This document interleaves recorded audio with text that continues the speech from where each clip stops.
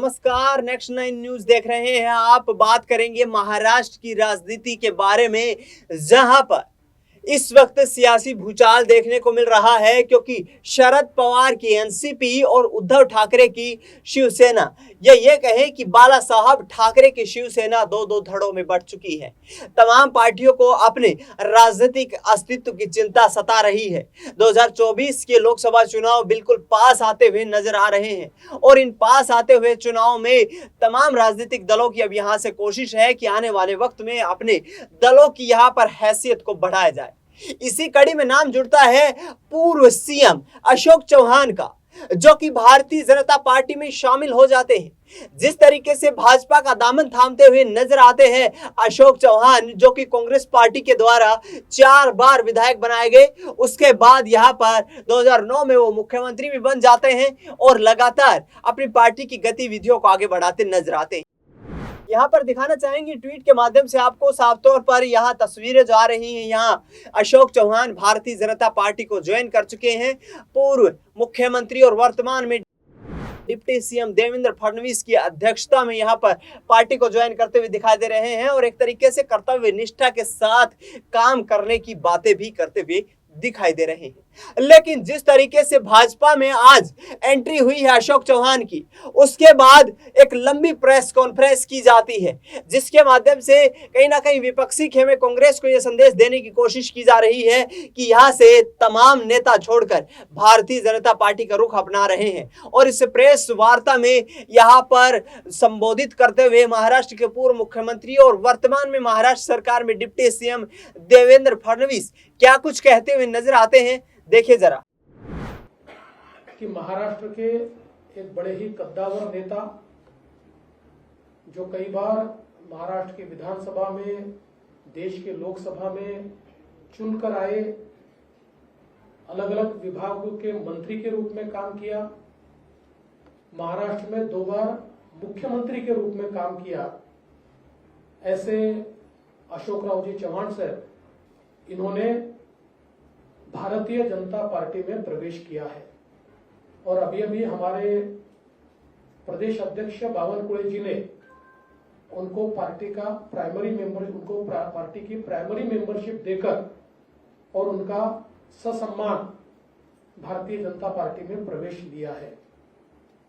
हमारे लिए बहुत हर्ष की बात है, क्योंकि आज हम सभी लोग देखते हैं कि पूरे देश में मोदी जी ने जिस प्रकार का विकास का कार्य किया है और जिस प्रकार से भारत का चेहरा और चित्र बदला है, इससे प्रभावित होकर कई पार्टियों के बड़े बड़े नेता जो है, इनको भी ये लगता है कि देश की इस विकास की राह में हम भी मोदी जी के साथ अपना योगदान दें।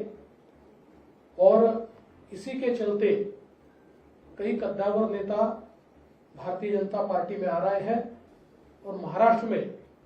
हमारे लिए बहुत सौभाग्य की बात है कि अशोक राव चौहान जी जैसे एक कद्दावर नेता ने भारतीय जनता पार्टी में प्रवेश किया है। और जब हमारी उनसे चर्चा हुई, उस समय उन्होंने बहुत स्पष्ट रूप से कहा कि मैं बड़े से बड़े पद पर रहा हूं, इसलिए मेरे लिए पद कोई मायने नहीं रखता, मैं देश की मुख्य धारा में मोदी जी के साथ योगदान देना चाहता हूं और इसलिए भारतीय जनता पार्टी में मैं प्रवेश कर रहा हूं। तो हम सभी की ओर से हम उनका स्वागत करते हैं। उन्होंने कांग्रेस पार्टी का भी इस्तीफा दिया है और वे विधायक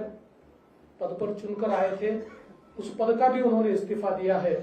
और उसके बाद फॉर्मली भारतीय जनता पार्टी को उन्होंने ज्वाइन किया है। आज उनके साथ पूर्व विधायक अमर राजूरकर जी ज्वाइन हुए हैं और भविष्य में बहुत बड़े पैमाने पर उनके साथ देने वाले, उनके प्रभाव से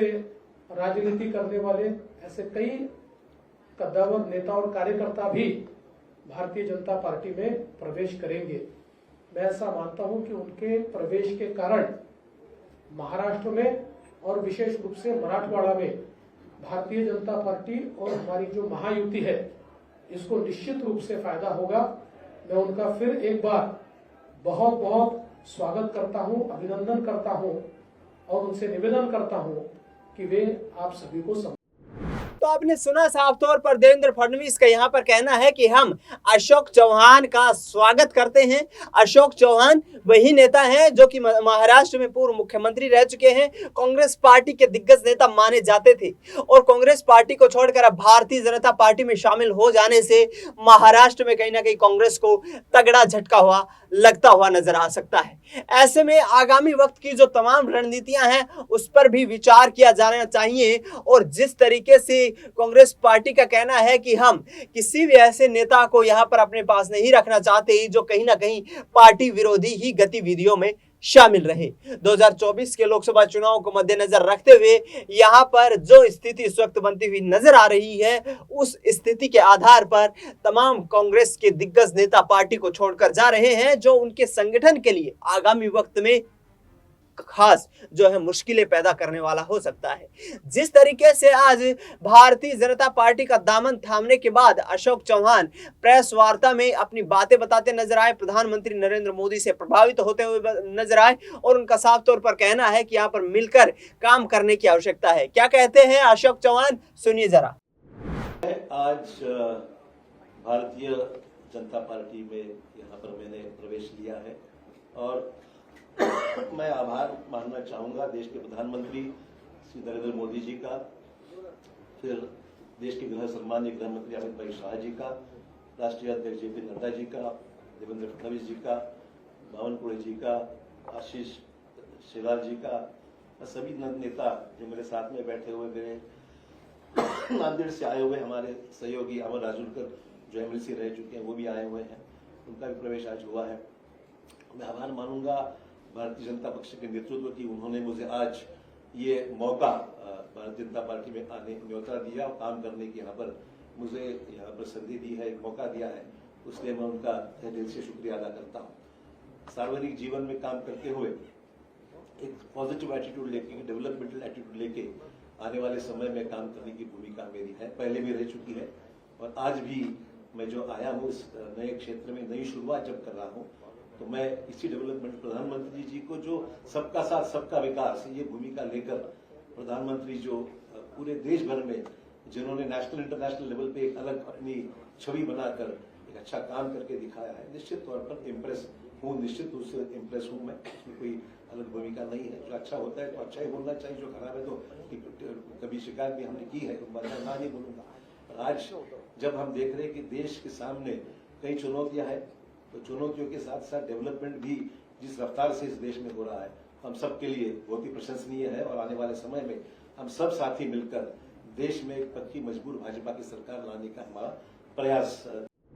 तो आपने सुना यहाँ पर जिस तरीके से अशोक चौहान कहते हुए नजर आते हैं कि प्रधानमंत्री नरेंद्र मोदी की अगुवाई में यहाँ पर मैं काफी प्रभावित हुआ हूँ और आने वाले वक्त में भारतीय जनता पार्टी के संगठन के साथ मिलकर के हम इस पूरी रणनीति पर काम करने वाले हैं। आगे आने वाले वक्त में महाराष्ट्र को नई ऊंचाइयों पर ले जाने के लिए हम प्रतिबद्ध हैं। उनका साफ तौर पर कहना है कि मेरा भारतीय जनता पार्टी में आने के लिए किसी भी पद की कोई लालसा नहीं है, मैं पहले भी पूर्व मुख्यमंत्री रह चुका हूं और ऐसे में आने वाले वक्त में हमारी दायित्व बनता है, जिम्मेदारी बनती है कि यहाँ पर महाराष्ट्र को नई ऊंचाइयों तक हम लेकर के जाएं और उसके लिए मैंने ये कड़ा फैसला लिया है। लेकिन अब दर्शकों यहाँ पर देखना यही होगा कि आने वाले वक्त में यानी कि 2 महीने के बाद देश भर में लोकसभा के चुनाव होने वाले हैं। इन लोकसभा चुनाव में क्या आखिरकार वो तमाम नेता जो पार्टियों को छोड़कर जा रहे हैं किसी भी प्रकार की